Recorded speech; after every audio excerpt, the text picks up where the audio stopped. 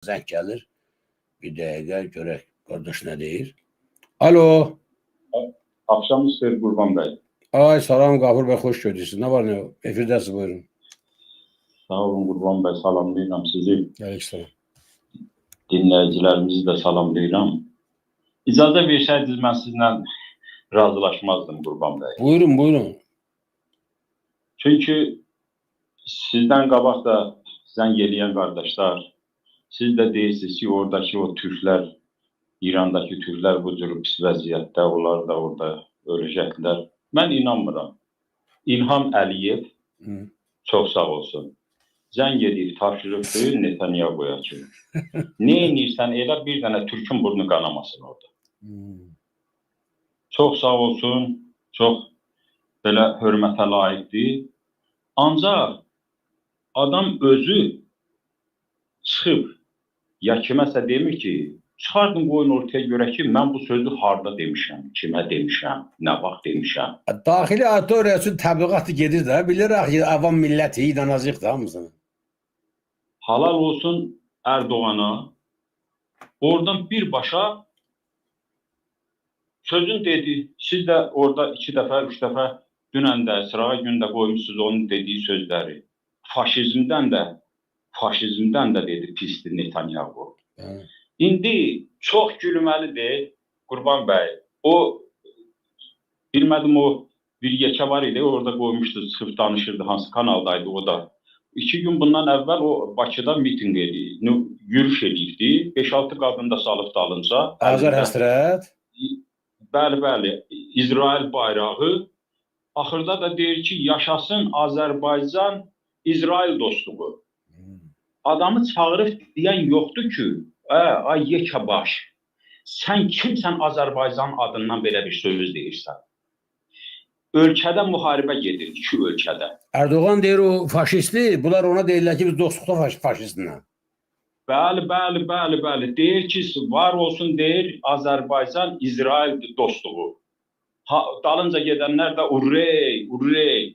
Bu günləri nə DTX, nə polisi, nə İlham Əliyev çağırıb soruşmur ki, sən kimsən ki, Azərbaycan adından belə bir şuar yürüdürsən, 2 ölkədə müharibə gedir. Əli Xameneyinin beyni çöndü, eşitdi bu sözü, bombanın birini götürdü, atdı Bakıya. Dedi, indi get dostluq elə. Nə qarayacaqsan? Bu nə hərəkətdir, bu nə saymamazlıqdır. İlham Əliyev dedi ki, orada Türklərə dəymir. İlham Əliyev belə canı yanandı. İlham Əliyevin babası Əli Rzanın, dayısı oğlu Usufxanın qızı Şüküfə xanım Tehrandadır. 91 yaşındadır. Elə desin, ora atmayın da, birdən o da orada ölər.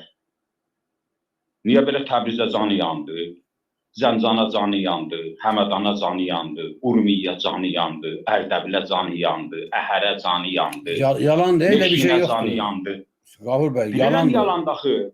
Qurban bəy, ölkədə, 2 ölkədə müharibə gedir. Azərbaycan hansı mövqe tutubdur hələ bilinmir.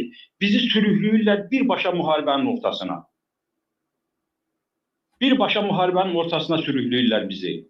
Tərtər hadisələrində kim küçüyə çıxırdı, tutub aparırdılar, salırdılar polisə, prokuraturaya qoymurdular. Ancaq Azər həsrət çıxıb orada qışqırır ki, var olsun Azərbaycan, İsrail dostluğu, onunla çağırıb sorsan yox ki, sən kimsən? Sənə kim bu səlahəti veribdir, sən belə çıxışlar edirsən? O deməkdir ki, yaşasın, var olsun Azərbaycan və faşizm dostluğu. Gör, bu alçaq nə qədər qudruq ki. Bizi birbaşa göz görə müharibəyə sürükləyirlər. Bəlkə mən səhv düşünürəm, Qurban bəy. Tam doğru, tam doğru. Bu günləri görkəm budur. Ölkə nə gündədir? Kim kimin haqqında nə danışır, nə edir? Ölkənin yiyəsi də çağırıb soruşmur ki, sən kimsən, sən nəçisən, sənə kim veribdir bu hüququ, sən kimin adından nə danışırsan? Azərbaycan sənə tapşırılıqdır mı? Axı, Azərbaycanın prezidenti İlham Əliyevdir. Biz onu tanıyırıq axı. Bilmirəm Qurban bəy, deyəcəklərim budur, Allaha and olsun, özümə yer tapıram bunların hərəkətlərindən. Məndən bu qədər sağ olun, var olun. Çox sağ olun, minnətdaram. Sağ olsun Qafur bəy, mən təşəkkür edirəm. Və doğrudan da belədir bu dostlar. Erdoğan deyir bunlar faşistlər. Bizimkidə deyir ki, yaşasın Azərbaycan faşizm dostluğu. Şuarı xarcımı yazın, Facebookda paylaşın. Azər həsrət 2 nöqtə dırnaq. Yaşasın, var olsun Azərbaycan və faşizm. Budur. Bunların şuarı budur.